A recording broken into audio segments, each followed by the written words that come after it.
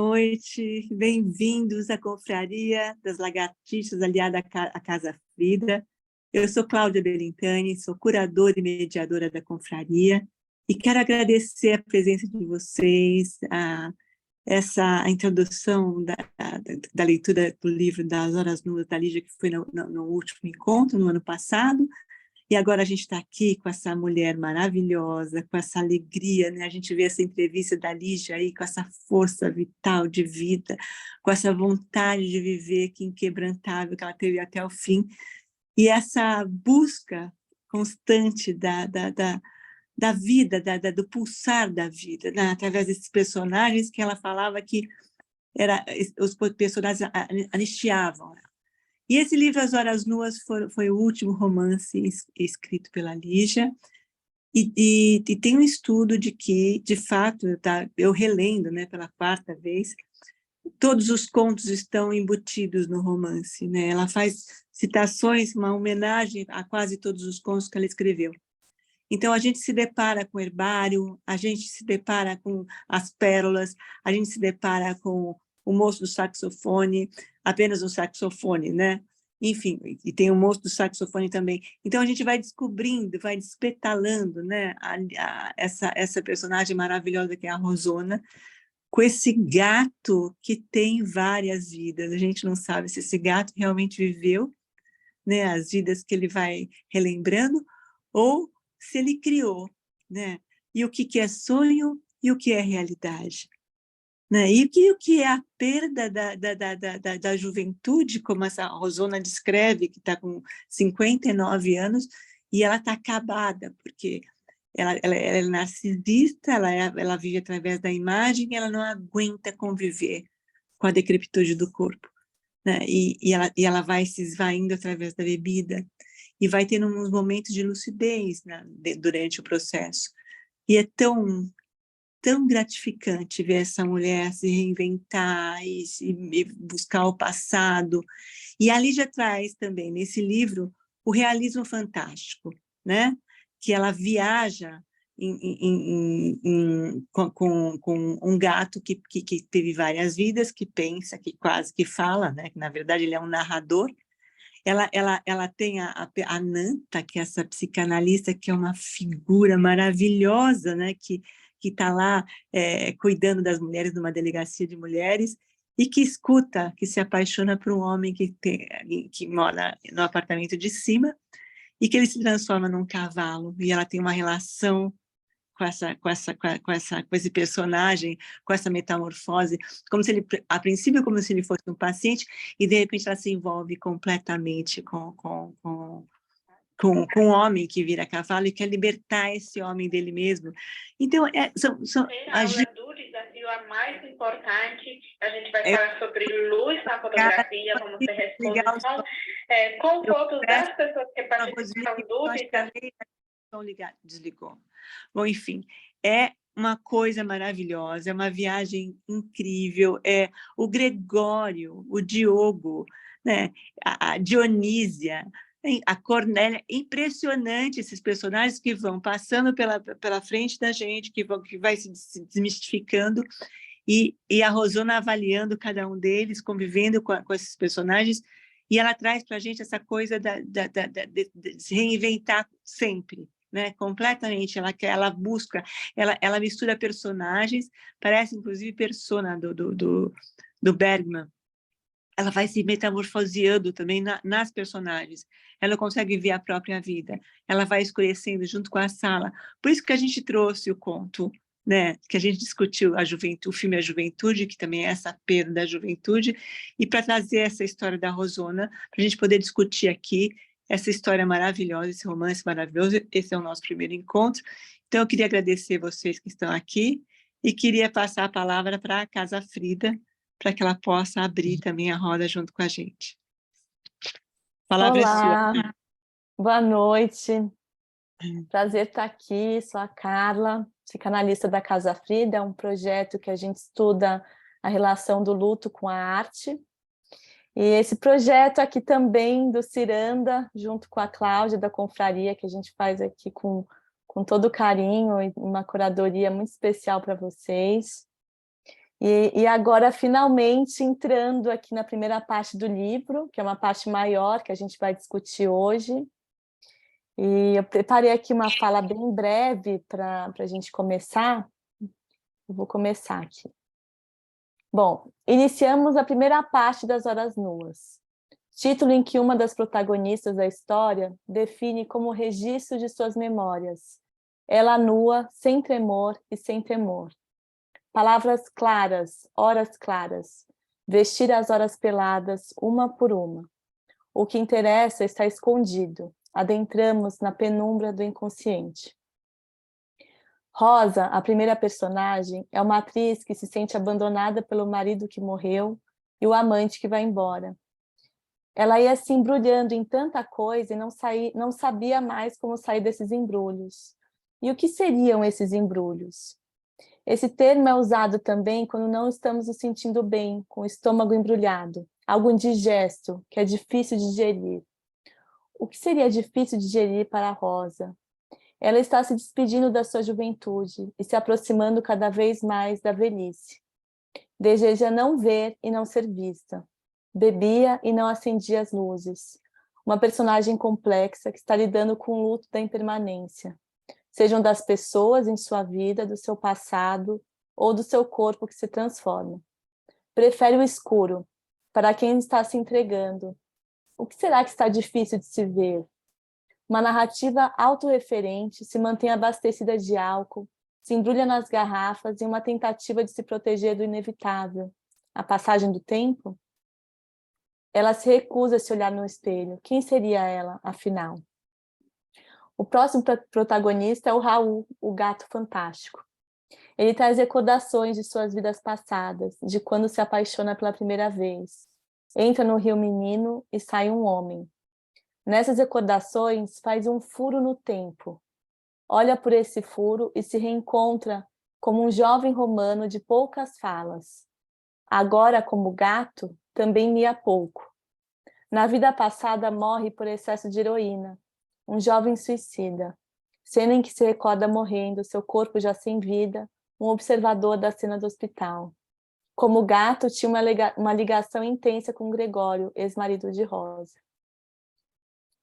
Ananta, a psicanalista que mora no mesmo prédio de Rosa, defensora das mulheres que sofrem violência. Presencia o vizinho que se transforma em um cavalo. Acompanha sua metamorfose e algo começa a se transformar nela também. Nos três personagens há o elemento da transformação em comum, a rememoração do passado em Rosa e Raul, além da mudança para um corpo que envelhece e a passagem da vida de um jovem para a condição de gato. Ananta acompanha essas metamorfoses, assim como um psicanalista em um processo de análise. Assiste a transformação do seu vizinho, que passa da condição de homem para a condição cavalo. Os animais fantásticos de Lígia, o contato com o lado mais primitivo do humano. Portaríamos nós um lado selvagem animal? A presença do fantástico em sua narrativa abre inúmeras possibilidades sobre os personagens. Seriam eles reais ou ficções, sonho ou realidade? Na concepção da psicanálise, o sonho é uma realidade sobre o desejo do sujeito. Nesse sentido, adentramos na complexa rede de associações que Lídia Fagundes Telles causa no leitor. Os sonhos são uma forma de elaborar os pensamentos mais selvagens que nos habitam, uma possibilidade de integração de uma verdade até então oculta sobre nós mesmos. Temas como a depressão, a loucura, a solidão, o sentimento de rejeição, a dor de amar e ser amado, o mistério da passagem do tempo, são abordados no livro. Afinal, essas são as horas em que nos encontramos mais nus e vulneráveis diante dessas grandes questões. Bom, então eu vou encerrando aqui, essa foi a fala que eu preparei para a gente abrir o debate e fazer uma observação breve que ela cita alguns artistas, né, como Charlie Parker, a Maria Bethânia, o Chopin, e a gente vai entendendo um pouco mais do gosto musical da Lígia, né? Eu acho que até uma playlist interessante para a gente escutar depois esses artistas. Então, vou abrir aqui para quem quiser fazer algum comentário, compartilhar as impressões da primeira parte do livro. Obrigada.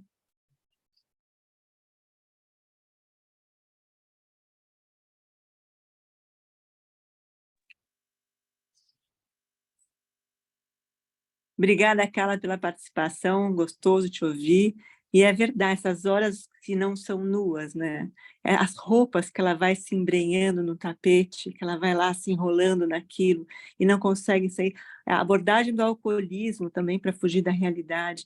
Às vezes eu tive a sensação nessa leitura em que esse jovem que o Raul se vê, né, refletido nele, que morre de overdose, porque a Rosana também teve um namorado que morre de overdose. A gente não sabe quem é, a gente sabe que o Raul também era apaixonado pelo Gregório, né? E não se sabe se ele conviveu com o Gregório em outras vidas. Ele faz uma miscelânea com esses personagens também, né?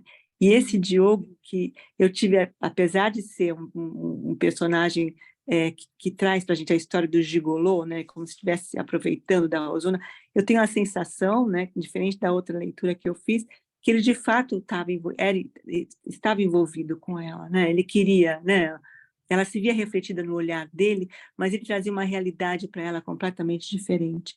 E o Gregório, que é o ativista político, que tinha todo um equilíbrio, todo um olhar, toda uma decência, um personagem maravilhoso, que parecia que a gente tem a sensação que ele entendia o mundo, né? Muito bacana. E a coisa da perda, né? O tempo todo ela fala das mãos, da perda da juventude, né?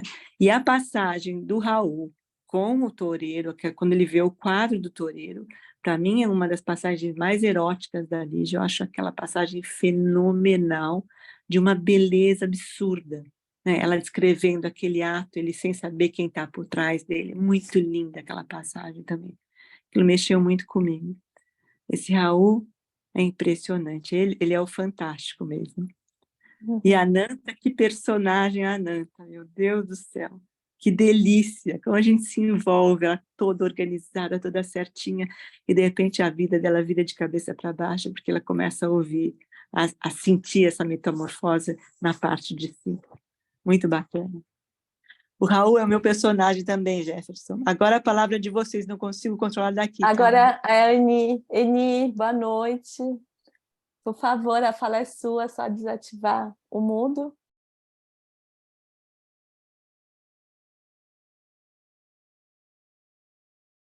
Conseguiu?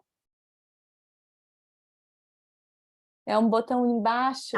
Sim, pronto. Sim, já deu certo. Bem-vinda. Boa noite a todos. Eu tenho acompanhado a Confraria da Lagartixa há tempos e acho um trabalho fantástico.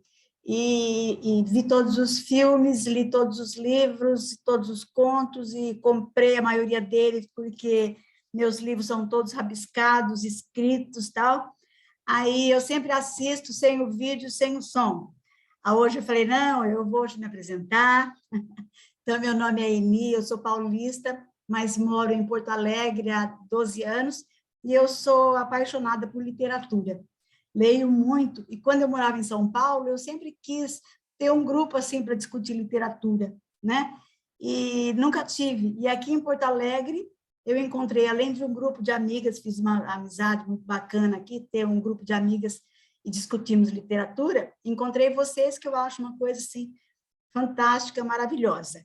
E hoje eu falei, não, eu preciso dar uma contribuição ao grupo, essa que tanto recebeu, né? Então, eu anotei algumas coisas para a gente comentar hoje.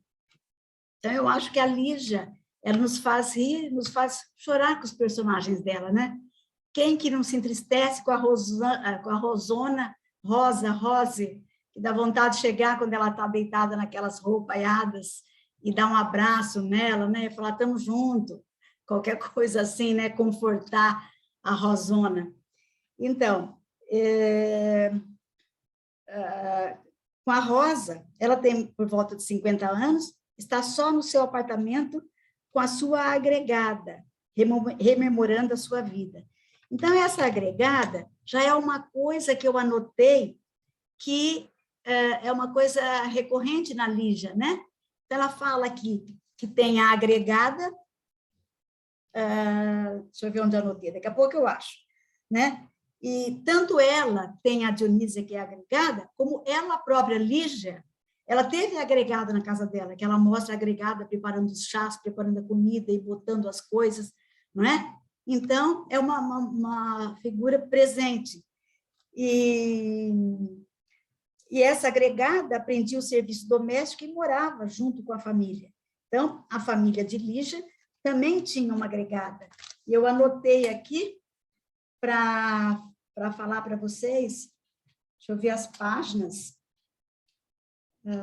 anotei tanta coisa, é aqui.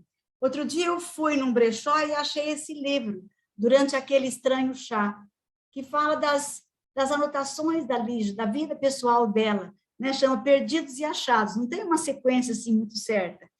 Então, aqui tem muita coisa interessante que eu achei. Deixa eu pegar aqui. Olha, na antiga cozinha da minha infância, o caldeirão borbulhante instalado no fogão de lenha, e Matilde, cozinheira e agregada, preparando a famosa sopa sem receita. Então, tem essa recorrência aí. E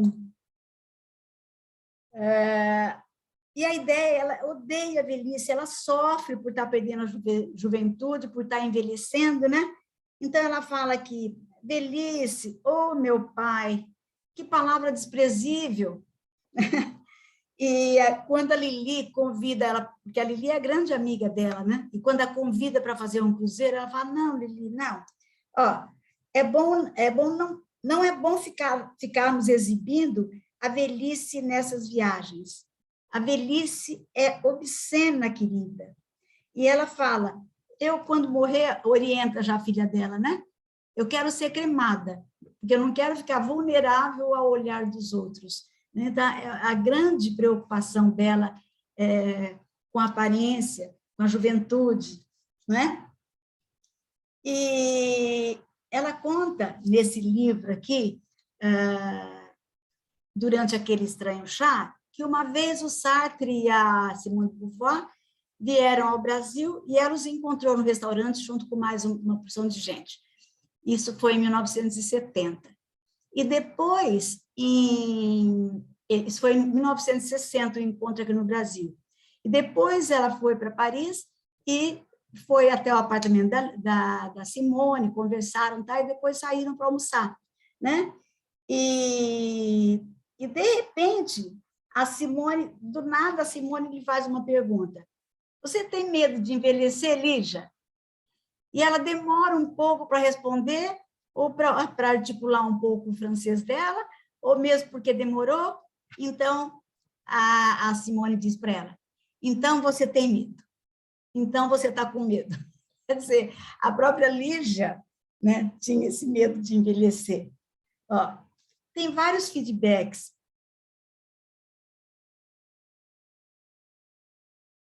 Eli, sua voz parou.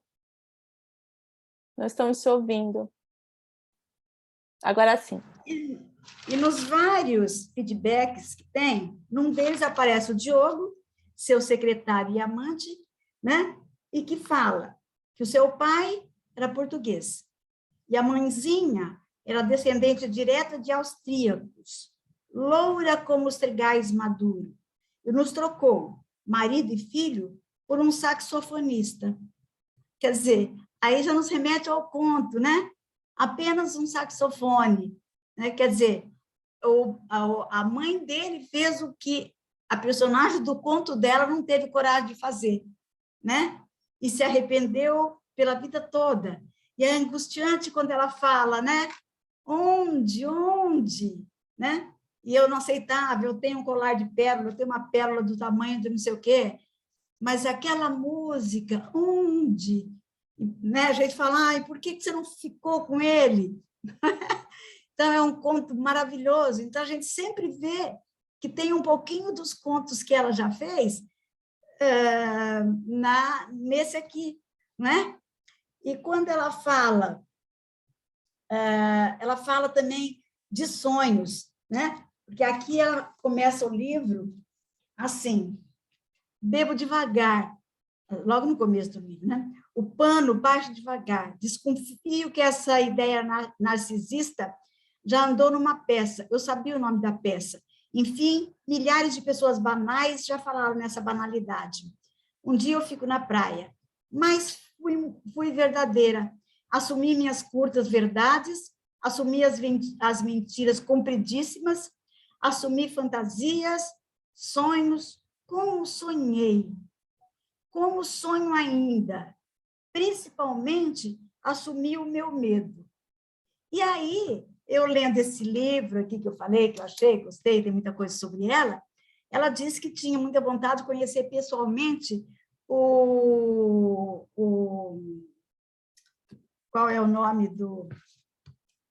Aquele argentino que ficou cego.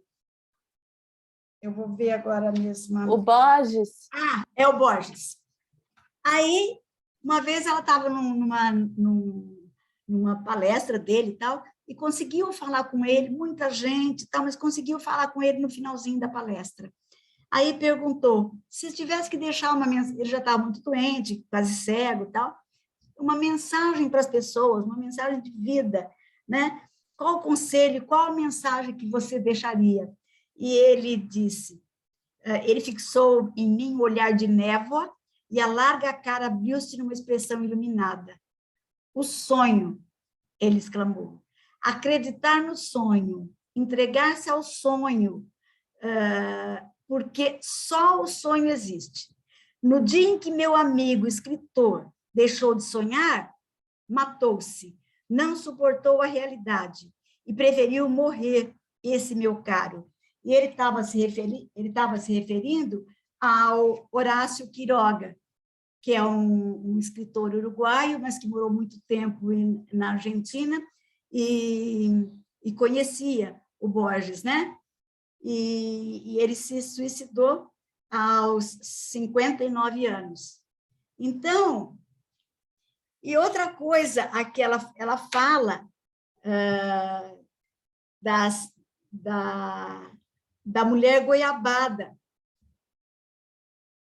Quando ela era menina, a mãe era pianista, né? Mas ela era dona de casa, porque o pai jogava, era muito gastador e eles eram pobres. Então, para sustentar a casa, né, ajudar, enfim, com as economias, ela fazia goiabada. E ela fazia a melhor goiabada que tinha. E a Lígia vendia, né? Então, ela faz sempre referência àqueles tachos em que a mãe mexia e saía a melhor goiabada do mundo, né? Então, eu fui juntando essas coisas das Horas Nuas e desse outro livro que eu li, que me enriqueceu muito a leitura, e achei muito bacana e queria repartir um pouquinho disso com vocês. É isso, tá? Obrigada. Obrigada, Eni, pela presença, delícia te ouvir, essa pesquisa é bem bacana. Ela também faz alusão a herbário, quando ela fala da filha, a Cordélia, quando ela era pequenininha, que ela amassava, ela guardava as folhas dentro dos cadernos. Tem um conto dela maravilhoso, que é um chá bem forte, 3 xícaras também, que ela está como agregada, que ela está na janela, vendo as plantas, e tem essa coisa da alusão às mãos. Dificilmente, quando a Lígia fala sobre envelhecer, sobre personagens que têm um pouco mais de 40 anos, ela não deixa batida falar das mãos. As mãos é uma coisa que pega muito a história dela, né? Então, a Rosana tinha uma preocupação enorme com as mãos. E neste conto, um chá bem forte, 3 xícaras, ela está na janela, né? E a empregada está rodeando, está esperando a visita de uma terceira pessoa, que subentende-se que é uma menina mais nova e que é amante do marido. E ela fala das veias azuis, e ela está vendo uma roseira, né? E ela fala dessa rosa, do ápice da rosa e da decrepitude da rosa, que dura muito pouco. É muito bom, é muito bacana. Esse aqui eu ainda não li, mas estou com o livrinho dela aqui. E nesse livro, As Horas Nuas, aparece também a fala das mãos, mas é o Diogo quem fala, que a Rosa tinha umas mãos bonitas, sem manchas, né? As mãos dela. Né? Ela fala das mãos, e ele fala para ela não usar o esmalte escuro. Porque isso. Para usar esmalte claro. para usar o esmalte mais comedido, né? É muito bacana. Personagem muito, muito interessante, o Diogo. Eu gostei muito desse livro. Que bom te ouvir, viu, Eni? Seja muito bem-vinda. Obrigada. Fala, é um prazer Obrigada. estar aqui com a gente, viu? Tem uma fala também do Diogo, só complementando, acho que esse tema que você trouxe, né, Eni, do envelhecimento, que eles estão num diálogo, a Rosona está dizendo, né, o quanto ela não está bem, que ela quer a penumbra, que ela quer se esconder. E aí ele é muito claro e objetivo, né? Falou, só tem um jeito de você evitar a velhice, que é morrendo jovem. Então, isso não tem como mais, porque ela já passou dessa fase, né? Então tem que aproveitar com bom humor, né? Tem que viver a velhice com bom humor. Então, muito interessante essa fala. Está no nosso calendário da Lígia desse ano, que foi muito bacana, que uma delícia como esse calendário rodou, que coisa boa. Eu vi, está lindo. E todo mundo participou, muito bacana, gente. Obrigada, Eni. Olha, eu fiz com vocês a travessia do Guimarães Rosa, do Grande Sertão Veredas, depois do Miguelim, sabe?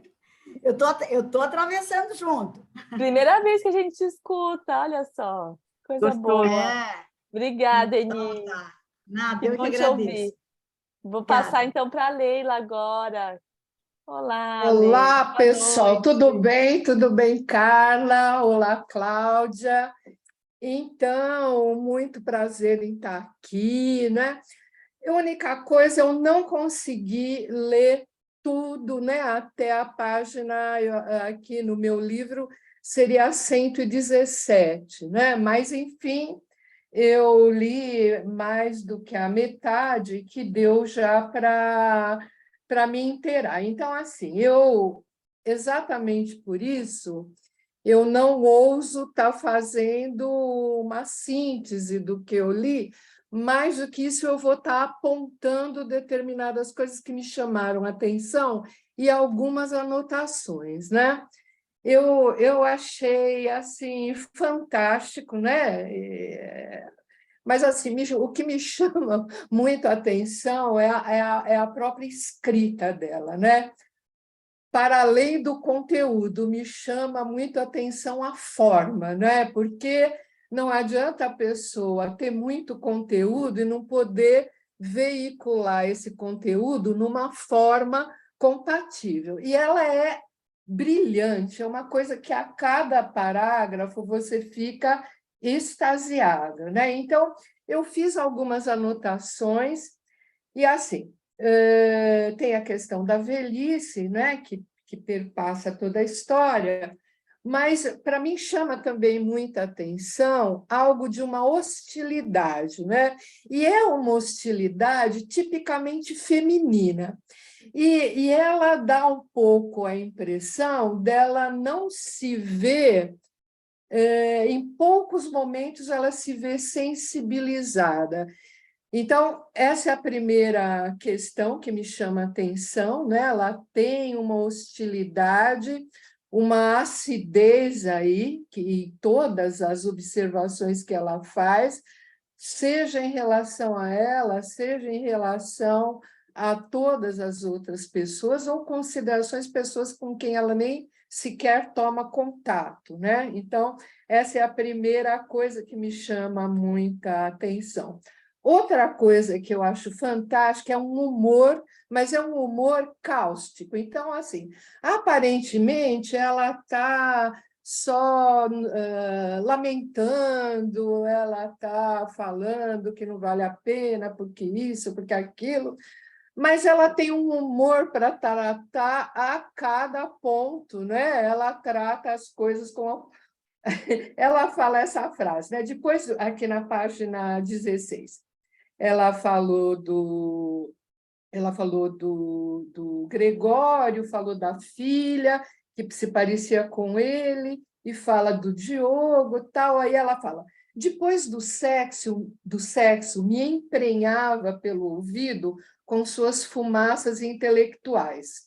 La busca de nossa identidade cultural. Mas aí lá para adiante, quando o Gregório morre e ela fala com as pessoas, né, que estão no velório, ela repete essa mesma frase, né? É nossa identidade cultural, né? Então, assim, ela numa cena, né, de velório, ela repete continuamente frases, ditos, né, conceitos e observações, mas eu diria que, de maneira geral, ela usa isso dentro de um mote de humor, e esse humor é cáustico. Eu acho muito interessante. E, assim, eu separei alguns, por exemplo, aqui, né? Essa agregada, né? Essa cuidadora dela, na página 20, que ela está lá jogada pelo chão, bêbada, em cima da roupa suja. Aí a agregada aparece e fala: a senhora me chamou? Escutei um chamado. Ela: cubro a garrafa que ela já viu. Enxerga no escuro como os gatos, né? Uma crítica ferina que ela faz, né? Tipo, eu não consigo esconder nada da Dionísia, né? E eu anotei alguns trechos, gostaria de dar uma lidinha, e vocês me digam, por favor, se for demais, eu fico em um, eu tinha separado 2 aqui. Na página 21, ela fala da mãe, eu acho isso uma coisa tão extraordinária. Ela está falando, né, no segundo parágrafo, tantos pressentimentos no ar, vozes. A voz da mamãe vem numa aragem de cinzas. A fita é de guerra. Rosa, o cinema lotado. Na tela, lama, piolhos e bombas. Aqui embaixo tinha cheiro de pé. Alguém não lavou o pé, avisou mamãe. Era uma vidente com olfato de vidente. Eu empalidecia quando ela sondava o ar pesado de mensagens sempre dramáticas. O céu podia estar azul, sem nuvens, mas se ela sentia o cheiro de chuva, cedo ou tarde a chuva caía fatal. O cheiro quente de vela anunciava no ar alguma morte. Quem? Podia não dizer, mas intuía qual seria o futuro morto e não se enganava. O adocicado cheiro de casamento a fazia sorrir, gostava de festas. Uma tarde nos perdemos num bairro afastado enquanto ela procurava o endereço da costureira que ia fazer meu uniforme de escola. Entramos numa rua de casario modesto, subimos por acaso uma ladeira e antes de lermos a placa com o nome da rua, ela parou. Dilatou as narinas. Estamos perto de um cemitério, avisou. Quase desmaiei de susto assim que dobramos a esquina e topamos com o muro cinzento, debruado de ciprestes. Fomos felizes, hein, mamãe? Pergunto e estendo a mão para apertar a sua. Isso é uma coisa extraordinária, né? Fantástica. Aí eu anotei um outro trechinho, e aí eu faço uma observação a respeito, né, da Rosa como uma mulher muito moralista, na verdade, né? Porque ela se diz, né, uma atriz, amante da liberdade e tal, mas ela é cáustica, e também porque ela carrega um moralismo. Aqui na página 23, no último parágrafo, ela diz: a rua suja. Ela está falando exatamente do...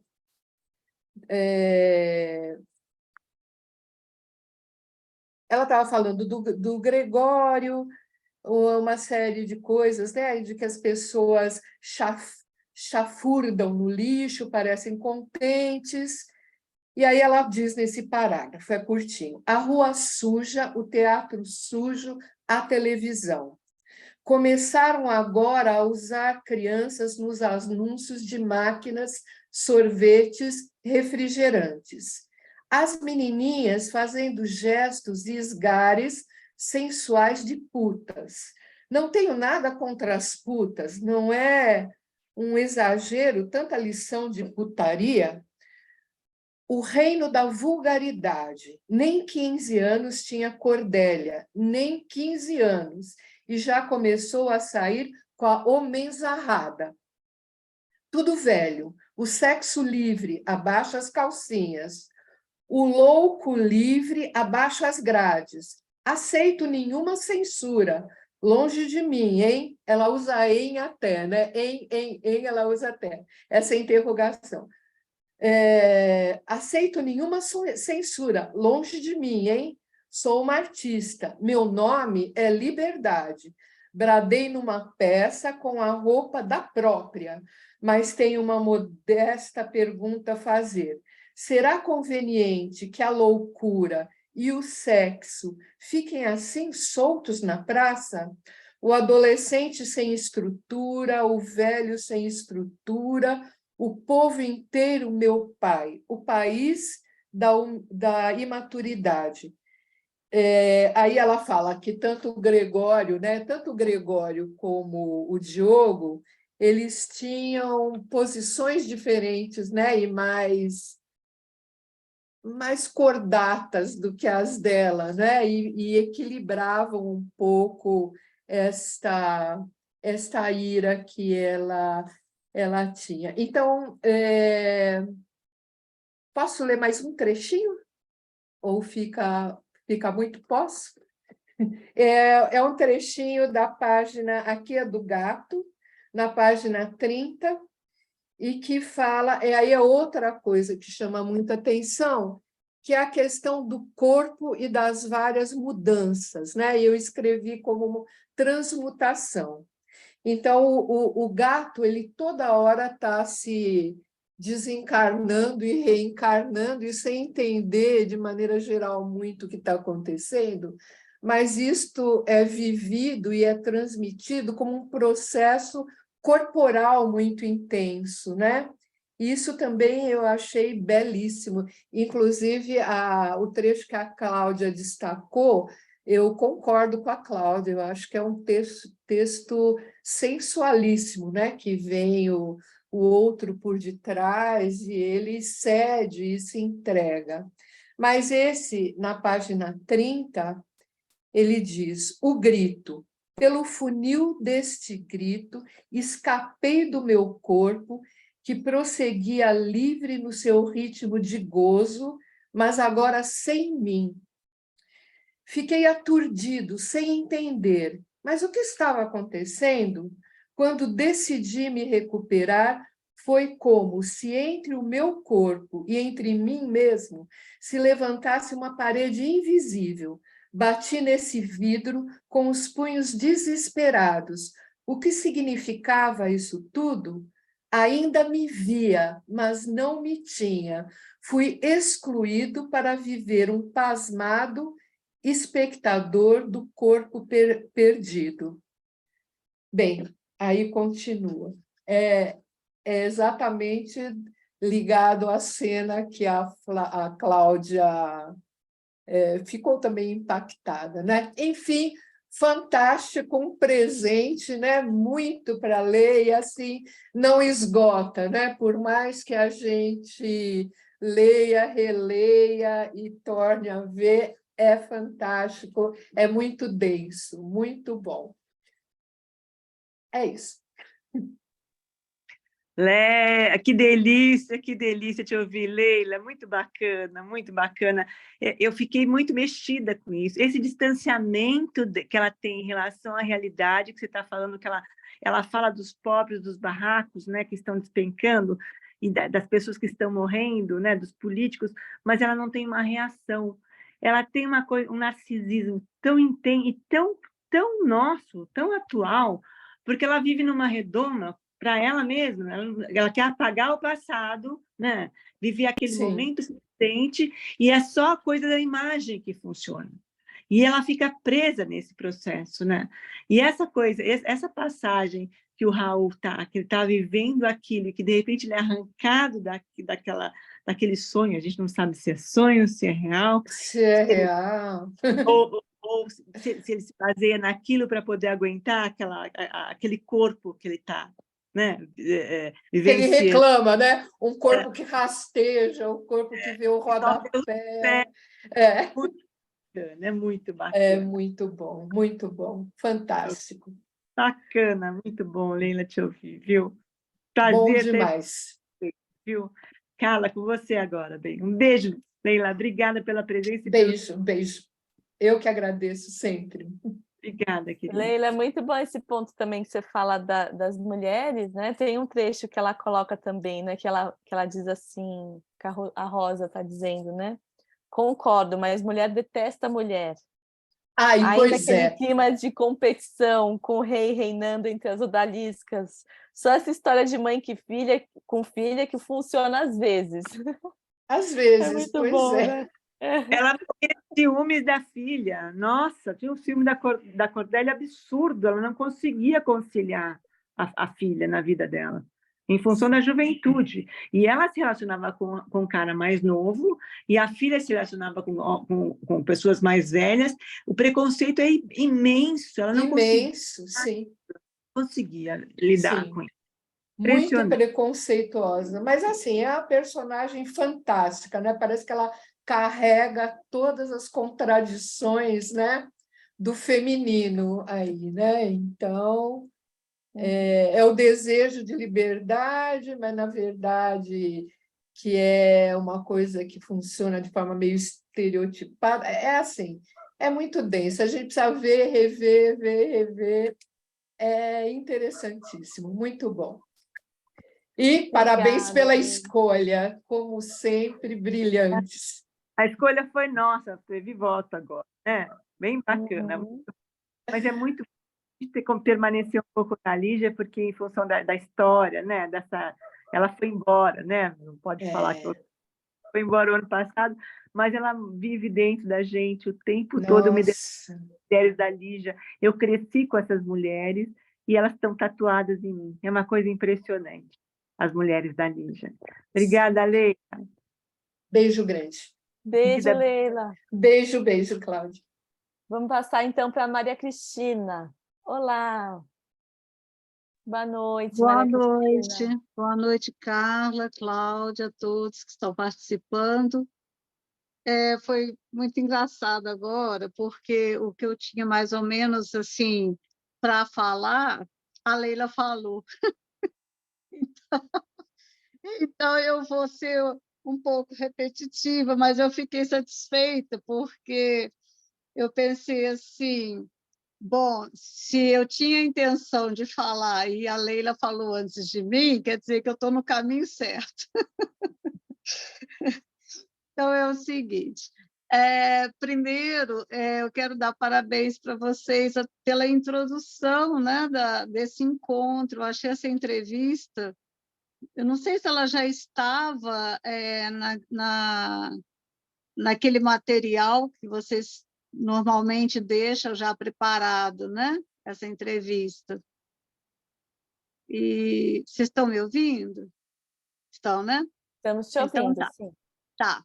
Então, eu achei muito interessante saber assim um pouco da autora, né, da Lígia, como pessoa, um pouco da vida dela, né? Pouco, mas já deu assim para perceber o quanto que ela era uma pessoa assim muito ousada, né? Muito avante, assim, muito além do tempo dela, né?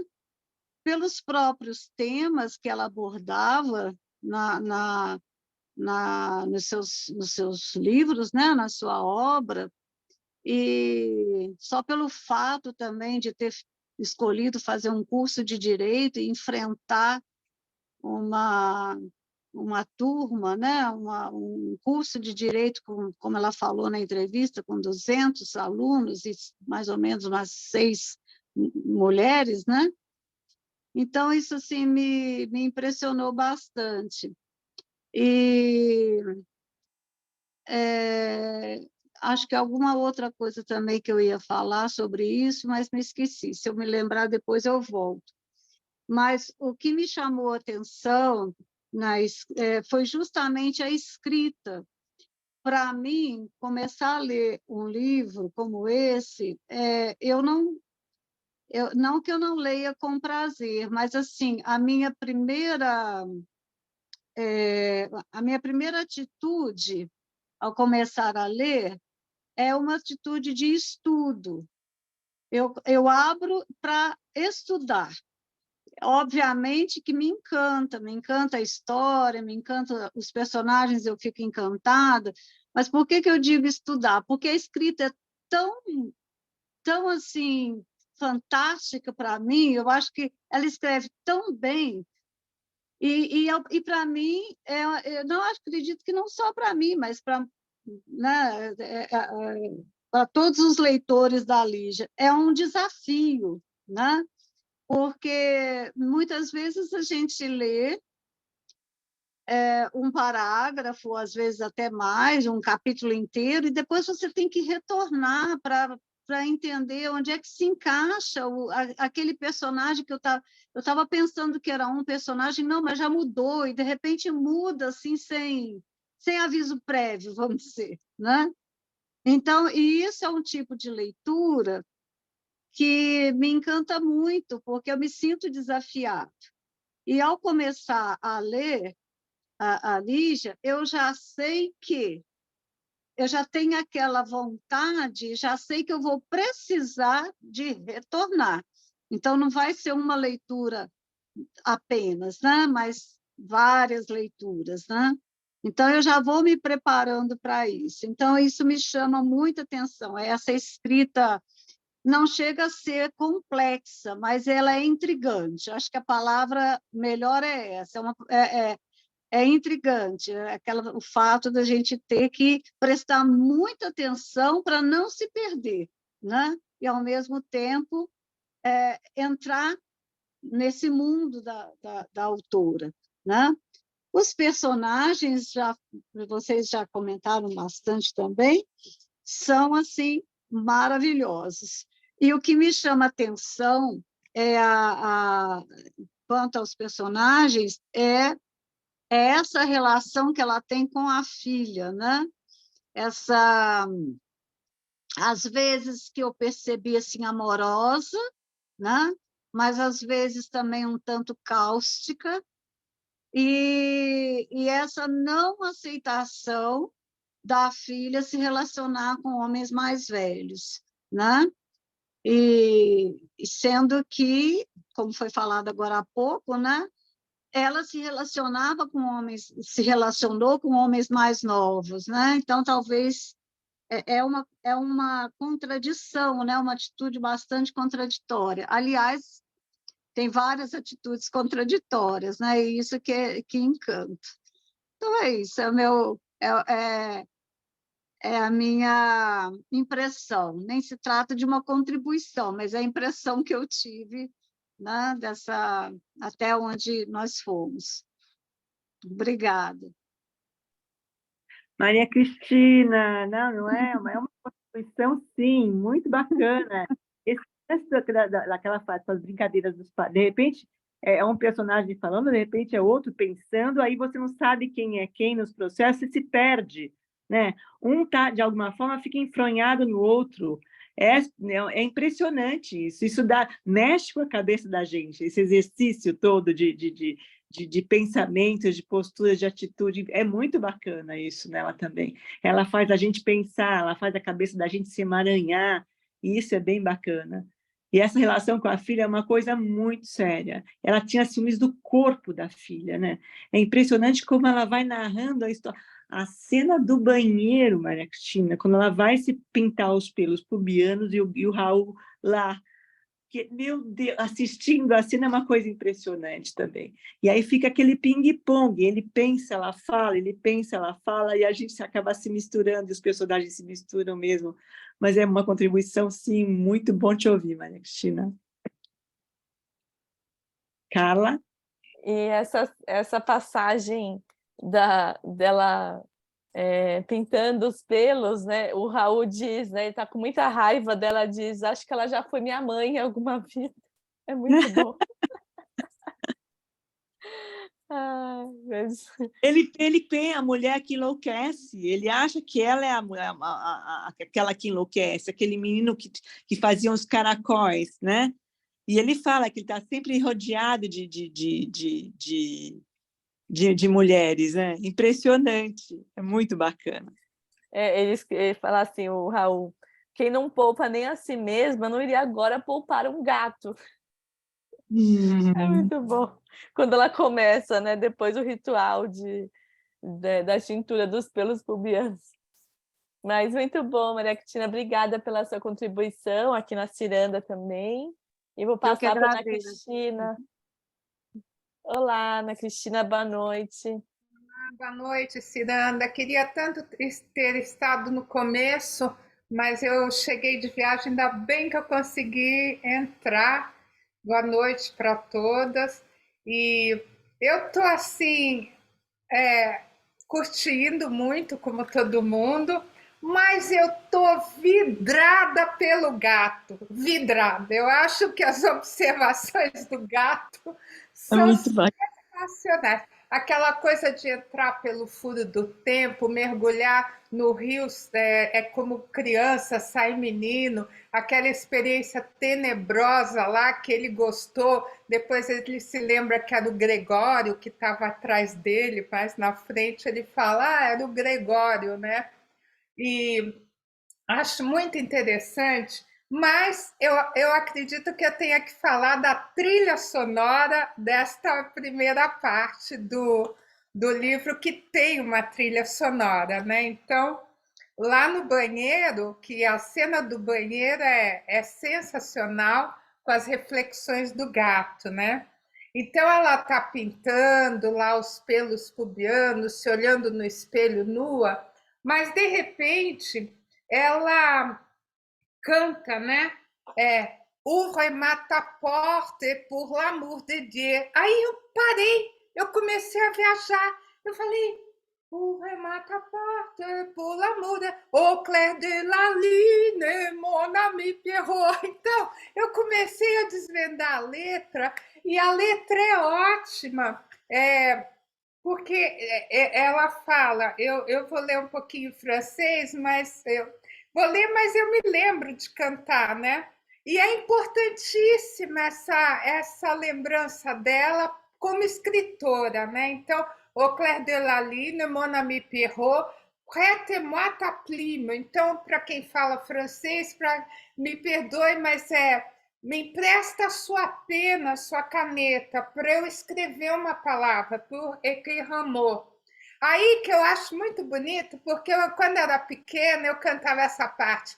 Ma chandelle est morte, je ne plus. E isso não é nada almodaviano, né? Não é Almodóvar, né? Ma chandelle est morte. Je n'ai plus de fé. Ouvre-moi ta porte, por amor de Deus. Mas não é. Ela foi para o vizinho pedir uma caneta, que a caneta dela pifou, a pena. Na verdade, o plino é pena. Então, ela quer a pena do vizinho para ela escrever uma palavra. Então, ela está desesperada. Tão desesperada que ela fala, ma chandelle é morta. Então, a pena, na música, né? A minha vela se apagou. Aí que entra o pedaço que a Lígia coloca lá. Ouvre mata porte, por amor de Deus. Quer dizer, abra sua porta, pelo amor de Deus. Aí o gato diz lá, para quem que ela está suplicando para abrir a porta? Então, eu achei assim delirante o gato pensar para quem que ela está suplicando. Aí, não bastando isso, ela vai tomar a chuveirada e começa a cantar o Let Me Try Again, do Frank Sinatra, né? Let me try again. Aí o gato, e ela grita dentro do chuveiro, Let me try again.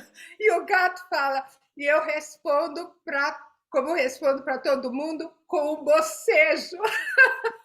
Eu acho assim, a tirada do gato é sensacional. Ele responde, Aqui, eu escrevi direitinho.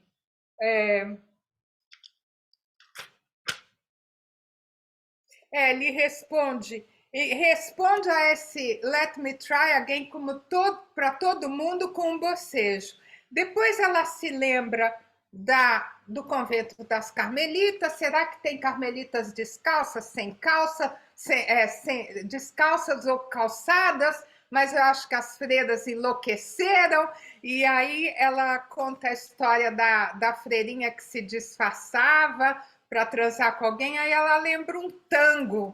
Ela se lembra de um tango nisso, que é o Verás que tudo é mentira, verás que nada é amor. Eu também gostei dessa, porque cai como uma luva. Aliás, eu devo dizer que a Lígia, eu tinha que parar e ficar viajando. Primeiro do Uber, mata a porta, pula, muda, depois...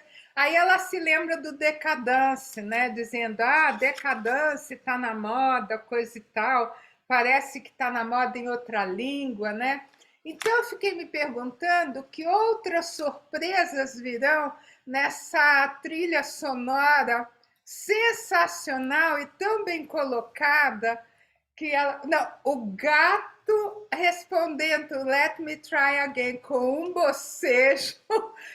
Eu acho o gato assim sensacional. E ele se lembra do saxofonista nessas memórias dele lá no banheiro, né? Que ele não quer sair do banheiro, porque eu acho que ele estava achando muito divertida aquela história toda do banheiro.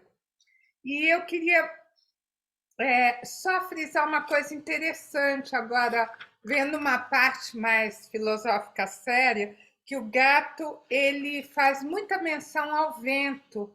Então, ele entra no funil do tempo e ele sai com o grito dela. Ele está lá no maior barato com aquele cara atrás dele, tudo, mas ela dá um grito e fala: puxa, eu saí do funil pelo grito, né? Escapei do meu corpo, né? Vejo que eu tenho uma pata veludosa e coisa e tal. Mas ele sempre fala do vento, assim, numa página só ele fala: vejo a minha cara desgrenhada pelo vento, aí mais um pouco sou conduzido pelo vento, aí depois não consigo me afastar da janela que o vento escancarou. É muito interessante esse vento, como se fosse uma pontuação do tempo, né? Esses ventos que vão passando. E eu gostaria de falar de uma observação do Douglas, o filho do editor do jornal, lá na juventude dela, que herdou o jornal, era um chefe muito ríspido, que fazia críticas dela em moça no teatro, e depois esse Douglas era muito atencioso com ela, e ela fala uma frase bonita: quando nos olhávamos, eu via minha beleza refletida nos seus olhos. E isso é muito bonito, porque eu acredito que quando tem uma amizade, uma coisa assim nutricional entre as pessoas veem o melhor de si no olhar dos outros, né? Então eu refleti isso, né? Isso eu pude entender bem o que ela falou. Então é isso, eu estou aqui viajando muito. Esse gato Raul, eu acho assim. Na verdade, o Raul é a Lígia, né? Porque ela escreveu o Raul. Então, o Raul é a Lígia, né? É isso, gente. Muito gostoso. Quem não sabe, Ana Cristina que ajudou a gente com a música do calendário, ela fez um estudo sobre a Lígia, e tem os noturnos também, da Nanta, né? Eu não sei se chegou ali, Ana.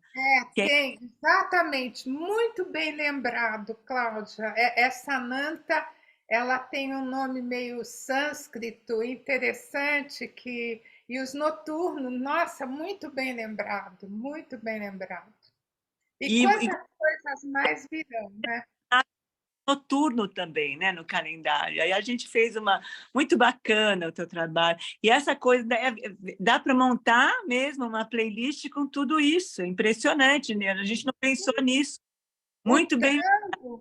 Olha, eu parei na parte do Let Me Try Again, eu nem sabia que eu gostava tanto do Frank Sinatra, mas eu acho que ele me tocou, assim, coisas da juventude. Eu gritava também, eu falei, acho que o gato lá do livro vai bocejar para mim daqui a pouco.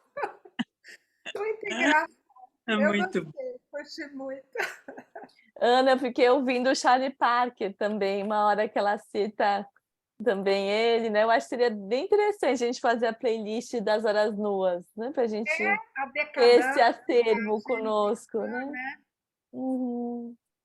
O Diogo, que era apaixonado por jazz, né? Que ficava ouvindo jazz, e ela lá, né? A gente pode brincar com essa história também, todo mundo pode fazer uma contribuição no processo. Acho uma delícia fazer dados juntos. E a Ana pode ir lá e orientar a gente também. Muito bacana, Ana, você está aqui com a gente. Essa tua presença é uma coisa, uma delícia, uma delícia. Estou feliz de estar aqui, eu curto muito. A gente se nutre, né? Então é importantíssimo, né? Muito obrigada aí pela escolha, por tudo, sensacional. Essa troca é uma delícia. Obrigada, viu, Ana? Você é muito querida. Um beijo grande para você. Obrigada, Ana, pela sua fala. A gente não tem ainda nenhuma mão levantada, mas tem aqui uma fala no chat da Márcia, que ela escreve, acho que uma passagem. O sol no meu rastro, entro depressa na roda de sombra. Não esqueci Deus, mas faço cerimônia com ele como faço cerimônia com Gregório. Só não faço cerimônia com você, tão frágeis nós dois, hein? Feitos da mesma matéria incerta, trancados lá dentro e dando aos outros a imagem da cidade aberta. Entrem, se instalem, nenhuma chave, dizemos, e o cadeado de ferro na porta da entrada. Esse trecho me fez parar por um tempo para tentar identificar quem é esse outro que é feito da mesma matéria. Pensei que pudesse ser o Raul, depois pensei que não fosse Rosona falando, e sim o Raul. Cheguei a pensar em ser ela com seu inconsciente, não consegui achar uma resposta. O que vocês acham? É na página 111. Deixa eu ver se... Essa passagem me lembrou, parece que eu tive a sensação de ela estar falando com o Gregório, né, de alguma forma. Eu também fiz uma mistura aí, olha que interessante, né? Essa brincadeira da Lígia com os parágrafos, com as vozes, né? Que a gente acaba misturando. Mas é muito bacana, é muito linda essa passagem também. Aí tem o lance do Diogo, porque eles são muito parecidos também, né?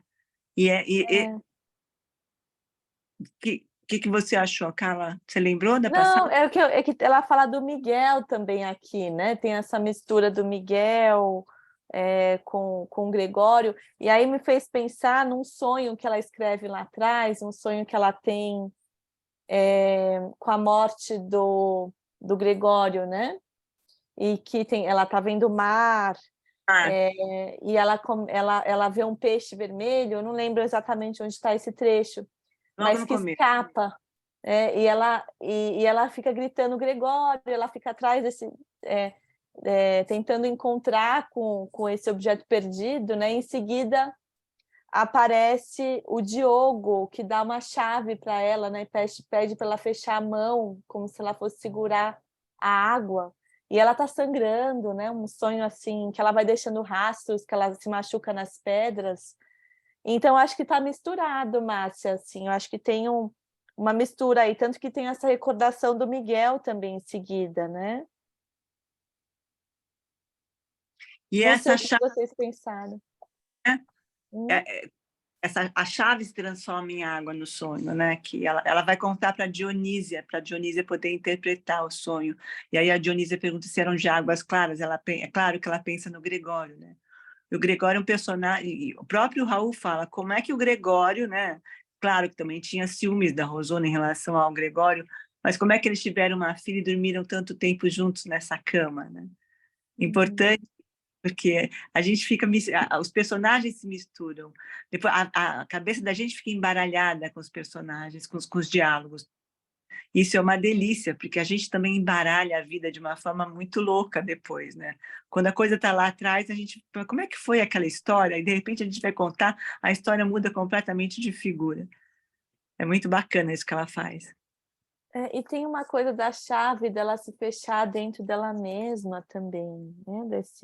Dessa chave que se perde, que ela diz, continuando, acho que esse parágrafo que você grifou, Márcia, o parágrafo seguinte: assim que ele voltou, começou a se sacudir, estabanado, feito um cachorrão contente, espirrando água. Foi o A Diogo, aragem arenosa chegou à minha boca. Com as mãos em garra, puxou para trás os cabelos empastados na terra. Pensei em Miguel. Mas por que Miguel? O gesto de Miguel. Me fechei, Diogo, me fechei e perdi a chave. Então, acho que tem mesmo essa mistura desses amores, né, da Rosona, né, que é o Gregório, o Diogo, o Miguel, e essa chave que se perde, né? Que chave é essa que ela perde? é a chave E aí, da de juventude. novo, o mar. Parece que sim. Muito bacana essa coisa da chave, dessa perda. E o tempo, né? Como ela lida com o tempo, né? Essa coisa do vento, né? Do que o Raul vai, né? Que a Ana trouxe a história do vento, é tão linda a história do vento. Ele também tem a história do sol, dos raios de sol, mas a relação dela com o tempo é uma coisa muito louca também. E ela tem umas cenas que ela me lembrou um filme do Marcelo Mastroianni, do gato, quando ela pega o Raul na fonte, lá, aquele filme, como chama aquele filme? La Dolce Vita, não? Exatamente. Me lembrou a história do gatinho, né? A atriz, né? Toda lá, a história, muito bacana. E ela leva o gato para casa. E o gato preocupadíssimo, você não pode morrer, porque como é que vai ser de mim? Ele fala. Muito bom. E a Nanta, que é uma figura impressionante, gente. E ela sabia, né? Ela avaliza a morte do Gregório, ela sabia de tudo ali. E a gente não dá nada pela história, né? E a hora que o Diogo percebe a cena, que ele começa a remontar toda a história como ele se suicida. E o Raul no colo dele, que coisa mais linda, que esconde quarto, que ele teve a decência de dizer, não quero que ele me olhe, ele não tinha certeza se ele tinha algum tipo de sentimento ou se ele ia sofrer em relação à morte dele. Então ele tira ele do quarto, mas ele acaba entrando, e aí ele sente dor, e aí o Raul percebe que tem uma hora que ele para de sentir a dor, que ele transmite isso para o Raul. Linda passagem. E os fantasmas, né? Essa coisa dos fantasmas voltarem, né? Dele voltar para... Me lembrou Fanny Alexander, no Bergman também, os fantasmas caminhando dentro de casa, o Raul vendo os fantasmas, né? E de repente esses fantasmas deteriorando. Quantos fantasmas a gente não carrega na vida da gente, que a gente se depara assim, em pensamento, impressionante como ela traz coisas que a gente vive e não tem coragem de dizer que viveu. É muito bom. E parece também essa chave das memórias, do que se viveu, né? Dessa recordação do que se foi. Porque, pelo menos para mim, né, nessa leitura, você vai se perguntando, bom, quem são os personagens agora, depois de tanta metamorfose, né? Assim, tantas coisas já aconteceram, e onde eles estão, né? E tem essa metáfora do mar que ela vai trazendo, que eu acho muito interessante também, que é um mar diferente da Clarice, é um mar mais selvagem, né? Um mar estranho, tanto no episódio do sonho, quanto até nessa passagem, né? É um mar que convulsiona, né? Das espumas, ela dá também um caráter, como se o mar fosse um personagem, né? Talvez esse portador das memórias, né? Dessas águas que se vão e que não tem como se recuperar mais, né? Que tem essa voracidade das ondas. É bem interessante, assim,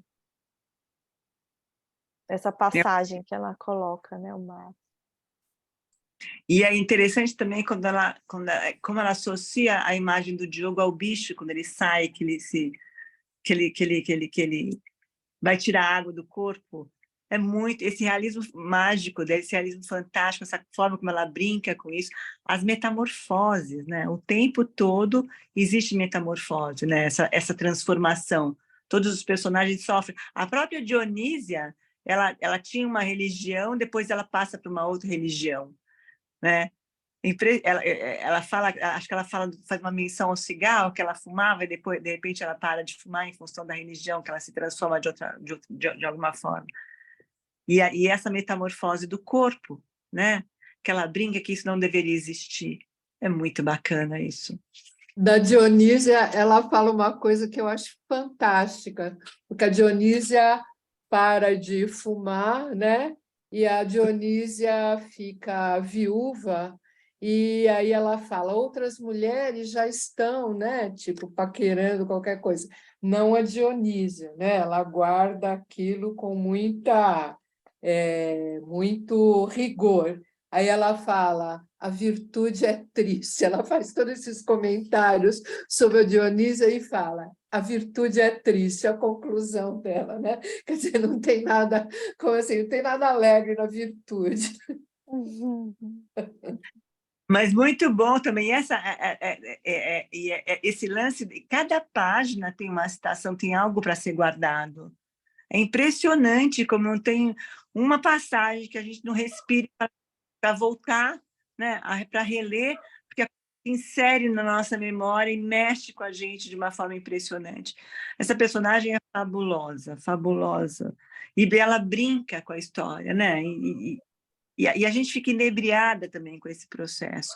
Essa coisa de envelhecer é uma coisa muito difícil, né? De lidar com isso é muito difícil. A sociedade, as mulheres, principalmente no Brasil, é impressionante como as mulheres são colocadas em segundo plano. Você pega qualquer propaganda, tem um homem velho que é lindo. Agora, se aparece uma mulher velha fazendo uma propaganda, você não vê isso. Não existe isso em lugar nenhum. De fato, a decrepitude para a mulher é uma forte, muito séria, muito difícil de lidar, né? Tem que ter uma cabeça muito... Agora as coisas estão começando a mudar, eu acho. Mas ela traz isso lá atrás. Ela vai mexer com isso lá atrás. A violência contra as mulheres, né? A prostituição infantil, né? A política, o Gregório preso, né? Ela traz a tortura. Ela é incansável, ela não fica quieta, ela está sempre cutucando, ela está sempre mexendo em algum processo que mexe com a gente também, né? E esse livro seria o livro de memórias dela, né? Que ela pensa seria o grande finale da Rosona, né? Escrever As Horas Nuas, com umas recordações do que ela viveu. O personagem do Harvey Keitel na juventude, que ele está lá querendo escrever as memórias dele através do filme, né? E ele vê várias mulheres que dirigiu. E a Rosona fica interpretando vários papéis que ela fez na vida dela para deixar de ser ela mesma também, né? É muito. E é interessante que ela, escrevendo, ela vai colocando muito bem as épocas políticas, sociais que vão acontecendo. Com Gregório, eu me lembrei que nessa década de 72, 73, assim, no meio social, até um certo nível, sempre alguém tinha conhecimento de um Gregório que esteve preso. No caso, eu lembrei de um Diógenes, que era namorado de uma das amigas da minha sogra na época, que era um grupo assim de sociedade, como o da Lígia, mas tinha aquele Diógenes que andou preso. Eu lembro até que uma delas guardou as bandeiras do Mao Tse Tung, do Che Guevara no closet. Então, acho interessante que nesse relatos ela vai encaixando coisas. Acho que isso é da vivência mesmo de uma pessoa de idade que foi absorvendo com muita categoria todos os acontecimentos e ela consegue colocar no papel de uma maneira magistral, né? A história do gato também eu me lembrei do Breakfast at Tiffany's, a bonequinha de luxo da Audrey Hepburn, com o gato, né? Que o gato ela sai procurando, aí toca aquele Moon River, né? Eu sempre lembro da música junto. E ela chama o gato de gato mesmo e se abraça. Era o referencial dela, era aquele gato, né? Que ela não encontrava. Era uma moça que queria se fazer socialmente. E o gato acompanhava ela e ela perde esse gato. E o nome do gato era Cat, era gato mesmo, né? Como o Diogo queria colocar o Raul de gato de botas, né? Com as botas, o chapéu de feltro, e o Raul lá, mas que o cara querendo cadê as botas, que eu calce as botas, né? Aí eu me lembrei do Antônio Bandeiras, que fez a voz do gato de botas, sensualíssimo gato de botas do Bandeiras no desenho. Olha, eu acho que esse livro está assim, uma viagem. Eu acho que eu vou poder ficar em casa sem precisar cinema, nada, porque é assim uma viagem o que ela vai fazendo, linkando, né? E ela, a bonequinha de luxo, né? Tem alusão ao cinema, tem alusão à música, tem alusão à época, e ela preserva o passado no que ela escreve, inclusive. É muito importante isso também, né? É muito eu acho que o passado ele fica atual com aquela viagem no furo do tempo, parece que é aquele devir, que tudo está acontecendo num tempo só, né? O Einstein dizia que não tinha passado, presente, que tudo era ao mesmo tempo, né? Então, acho interessante isso. Tudo acaba sendo naquele momento. Foi isso que eu percebi. É muito bacana, gente. Essa Lígia não tem para ninguém. Muito bacana. E vamos montar essa playlist, então, Ana. Vamos brincar com essa história. E quem quiser participar, vai ser uma delícia. E lembrando que o gato de botas ele tem poderes também, né, Ana? Ele consegue conquistar com que as pessoas façam o que ele quer, né? Só com o olhar que ele tinha. Também com aquela voz, aquele olhar. O Raul me lembrou demais o gato de botas com a voz do Bandeiras. Eu imaginei ele assim, sabe? E incrível. E ele vai fazer terapia junto com a Rosona, gente. E o besouro guardado dentro do telefone. Olha a alusão que ela faz. Que delícia que é aquilo.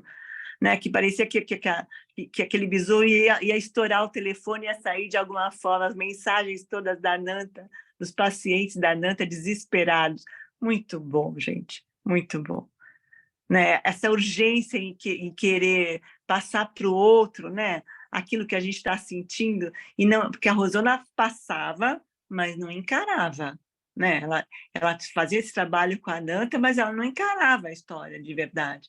Ela queria manipular a Nanta o tempo todo, lembrando a história, se podia fazer isso, se podia fazer aquilo, se podia pintar, usar esse batom, usar não sei o quê. Muito bom, gente. E ela não se entrega, ela não se entrega. É muito bacana. Uhum.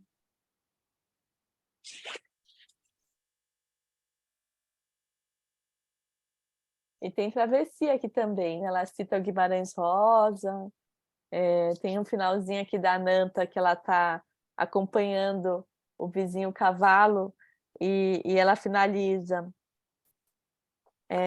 aqui na página 73. O vizinho entrava homem e virava um cavalo. E depois, espera, vamos questionar sem afobação, com lucidez.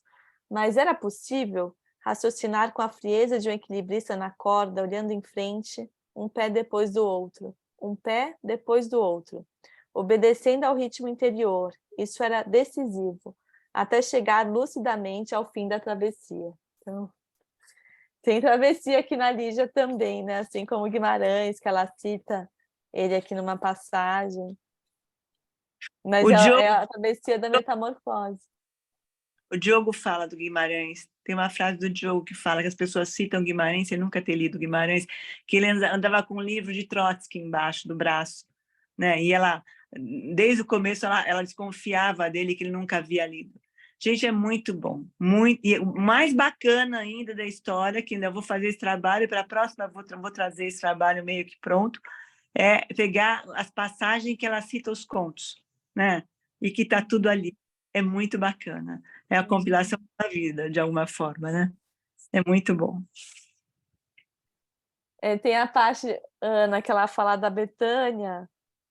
Não sei, acho que é o Gregório. Quem que está falando da Betânia aqui? Que ela diz que é como um licor quente. Ouvir a voz dela. Que bonito. Ela faz uma alusão à Betânia mesmo. Ela está ouvindo a Betânia, ela está tomando banho e a voz da Betânia diminui. É muito bacana. Isso mesmo. Mas, Carla, você lembra o nome? Eu nunca lembro direito o nome desse filme.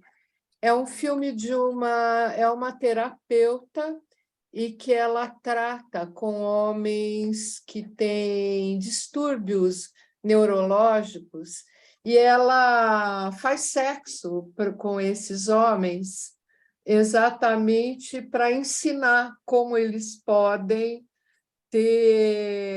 enfim, desempenhar. Você conhece esse filme? Não conheço. Esse filme é real, é baseado numa história real, e inclusive ela foi muito criticada. Esse filme, inclusive, ficou muito pouco tempo em cartaz, porque eu acho que também mexeu com o moralismo das pessoas, né? Porque ela era... Terapia, sei lá. A Mônica escreveu aqui, Terapia do Sexo. Isso, Esse? isso. Acho que sim. Acho que sim. Eu não me lembro exatamente o nome, mas ela é uma profissional e o marido sabia, e o marido não tinha qualquer questão em relação a isso, né? Porque e ela também, ela poderia até estar fazendo, vamos dizer, sei lá, treinando, né, sei lá, garotas de programa para dizer que como foi Master e Johnson fizeram isso, né? Eles treinavam, né, as garotas de programa para que elas pudessem entrar na pesquisa e eles fazerem aquela pesquisa em larga escala. Mas, enfim, isso não vem ao caso. O que me lembrou dessa filha da Cordélia, que anda com esses homens idosos, o que ela responde para a mãe, né? Ela responde para a mãe uma coisa parecida, porque a mãe está o tempo inteiro incomodada, né, com essa preferência da filha, e a mãe dá uma chacoalhada nela e a menina responde: eu gosto de vê-los felizes, né? Algo assim que ela responde. Então, eu me lembrei, né? Eu falei, será que ela não se inspirou nessa história? Porque essa é uma história verídica, inclusive, né?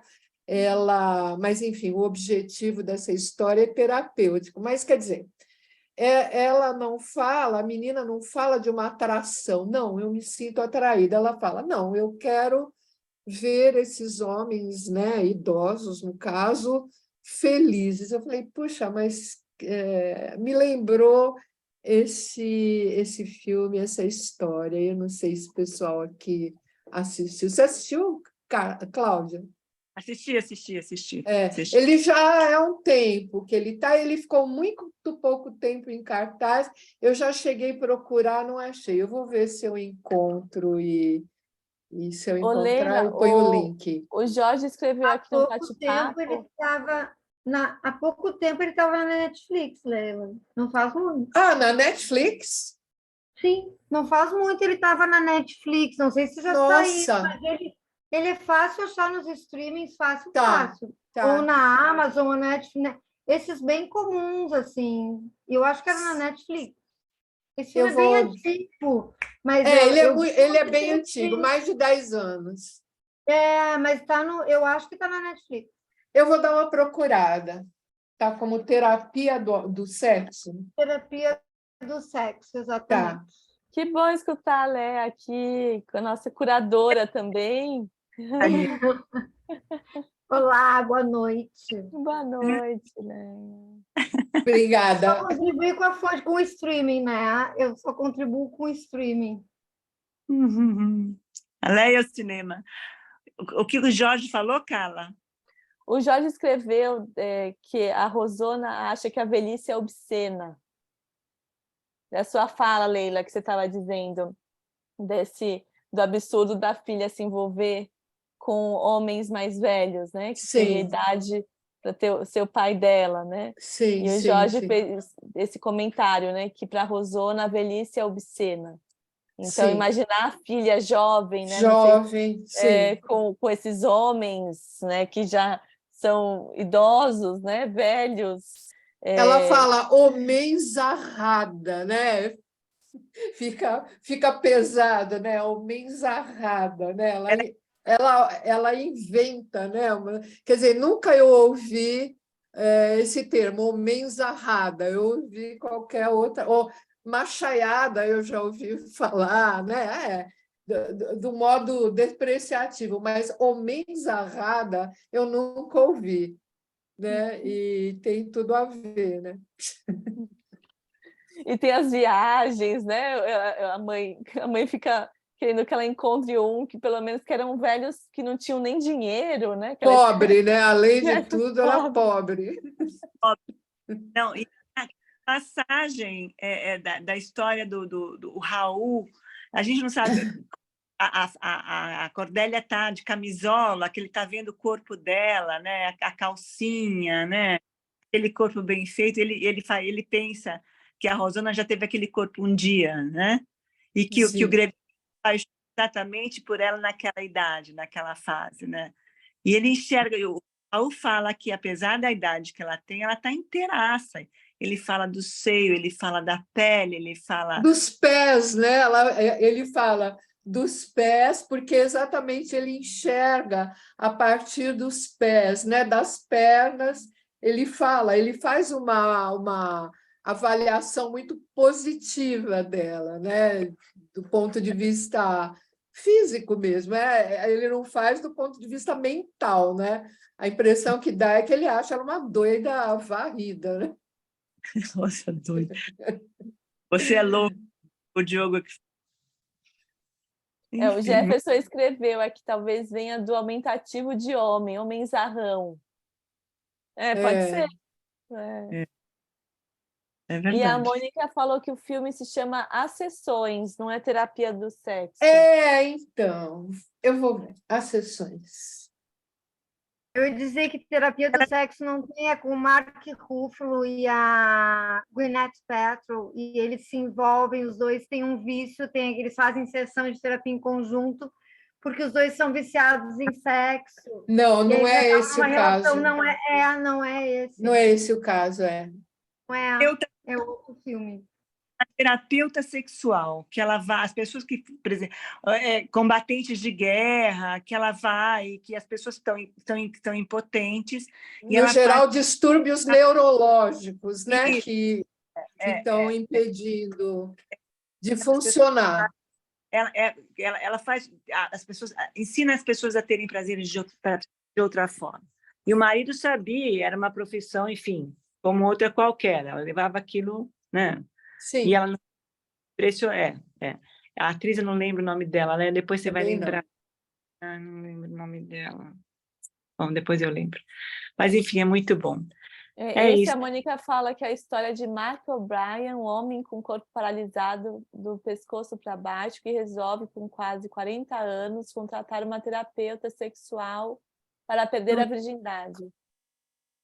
Isso mesmo. Ellen Hunt, isso mesmo. Mônica, Ellen Hunt, nossa. É ótimo.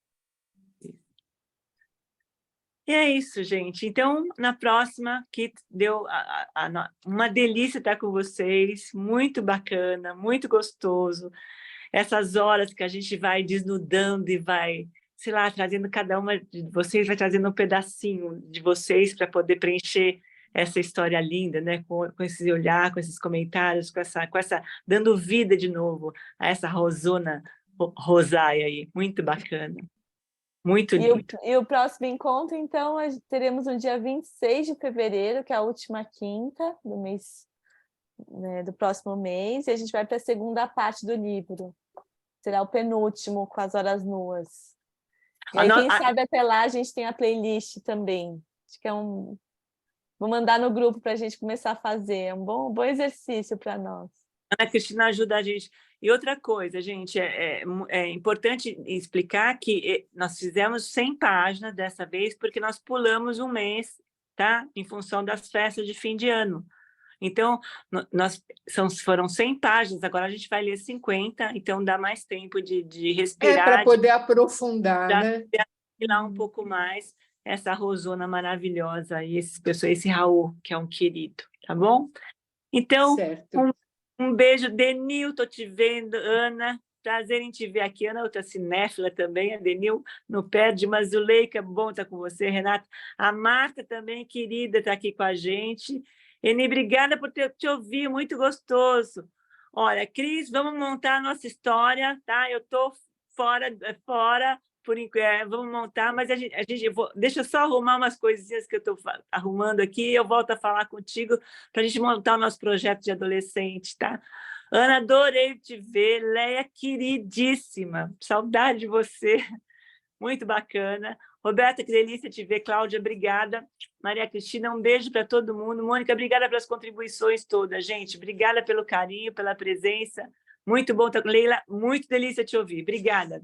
Abraço. Obrigada a todos. Seguimos com a Lígia, então. Mês que vem. Obrigada pela noite. Beijo, obrigada. Carla. Beijo todo mundo. Carla, Cláudia, todo mundo. Muito obrigada. Obrigada, gente. Um beijo com carinho para vocês. Tchau, Zuleika. Obrigada. Um beijo. Tchau, boa noite. Tchau, Roberta. Boa noite. Beijo, Mônica. Obrigada, querida. Obrigada.